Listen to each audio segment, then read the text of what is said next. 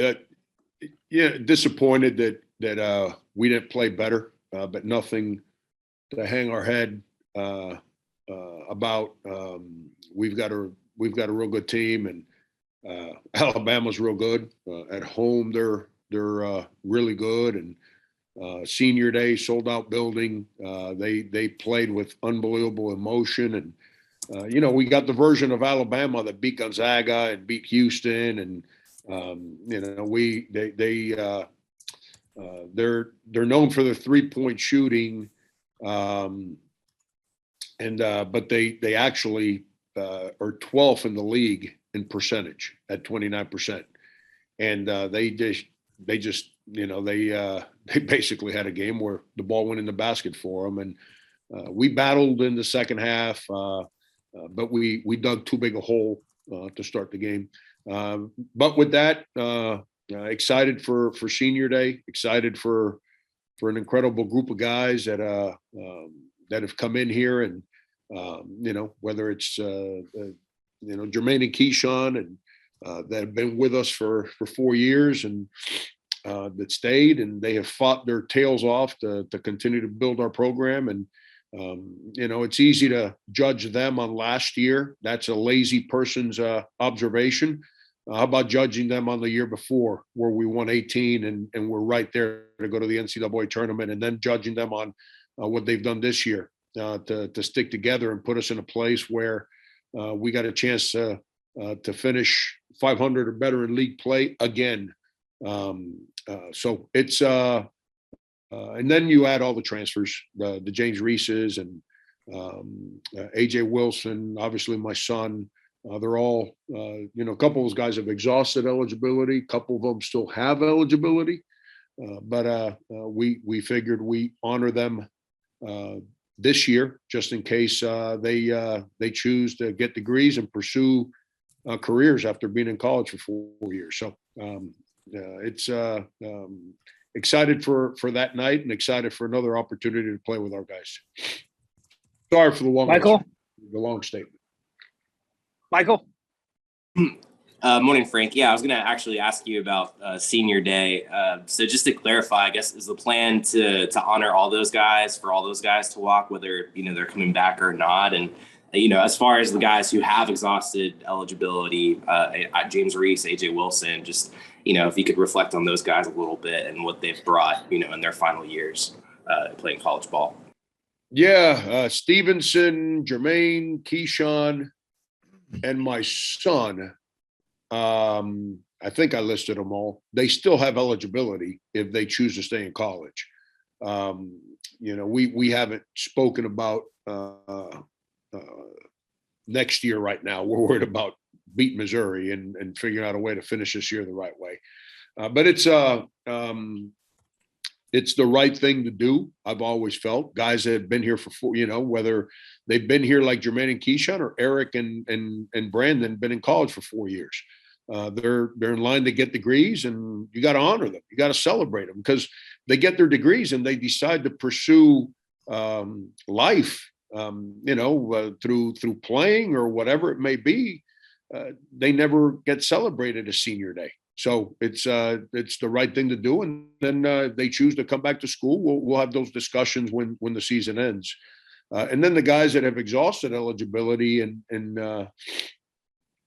James and AJ. Obviously, James has been rock solid for us. He's been an unbelievable leader, courage, tremendous spirit, day in and day out, and I'm really proud of him. And AJ.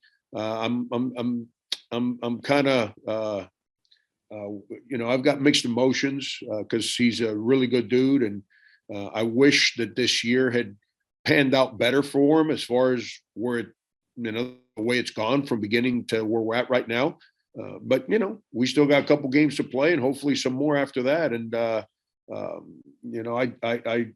really wish for him. We need him to help us, and I really, really wish for him to play well to close out this year. Colin?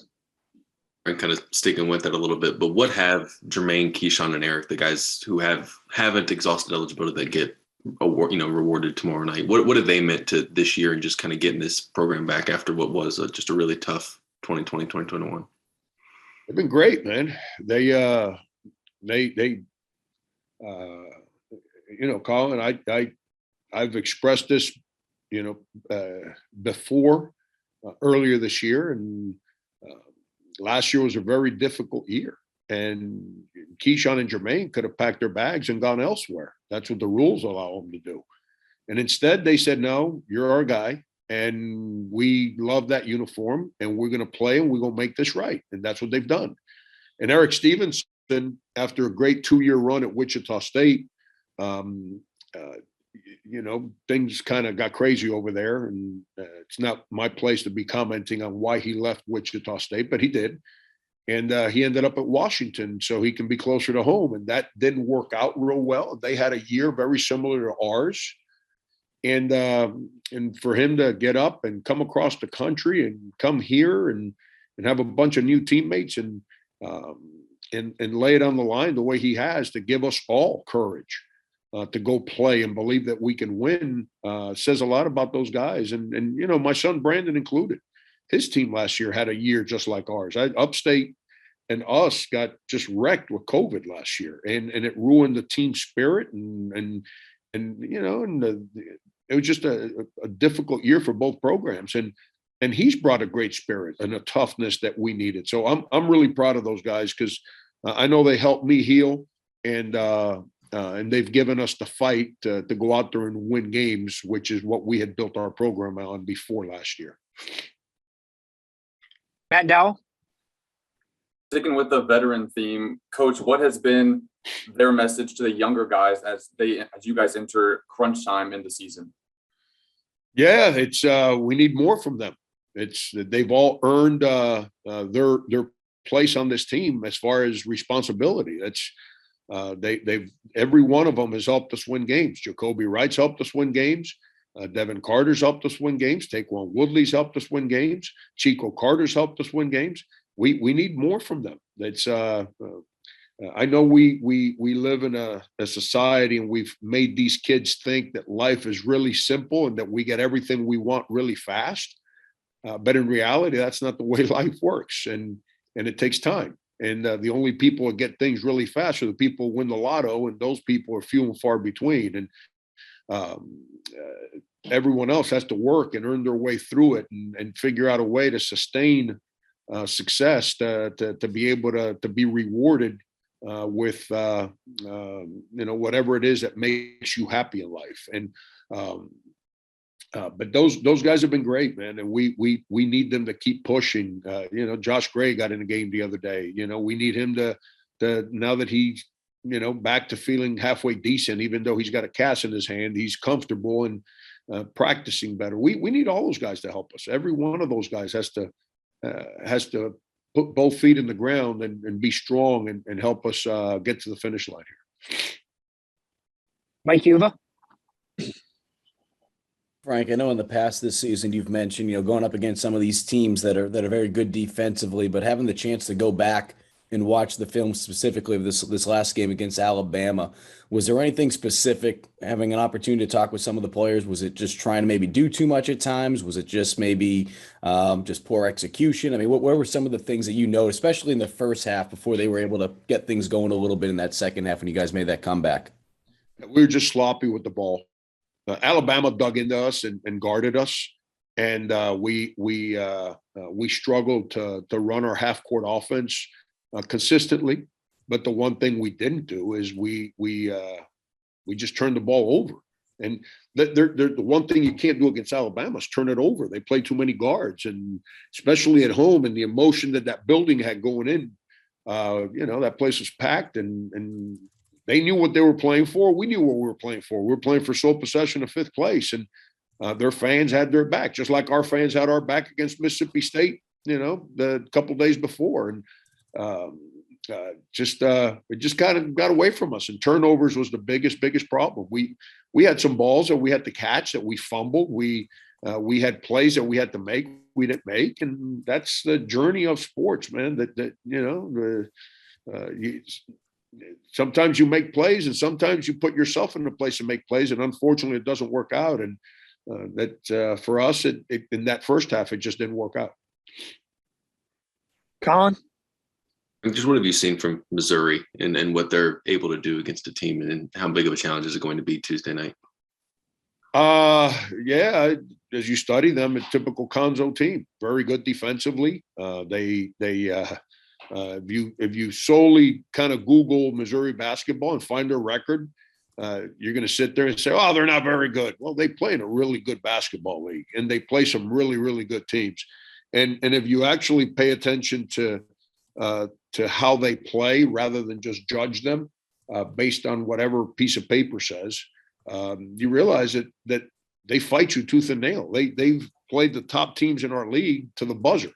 And, everyone remembers that first game against Arkansas where the game got completely away from them. But that's what Arkansas can do that to you at Bo Walton Arena. And at the time, everyone was saying, what a bad loss. Well, Arkansas's pretty darn good.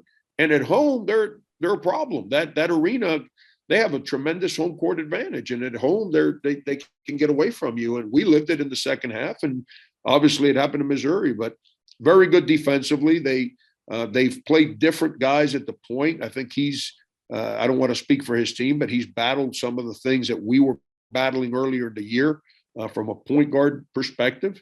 But they're not the highest scoring team in the league, but they're really good defensively. And if we can create some turnovers, maybe we can get in the open court and score some baskets. And but if you're in a grinder with them and it's a 57-55 game, they're really difficult to beat. So it's we got our hands full, but we're at home and we got to go out there and we got a lot to play for, and we got to play with tremendous discipline, emotion, and figure out a way to get it done.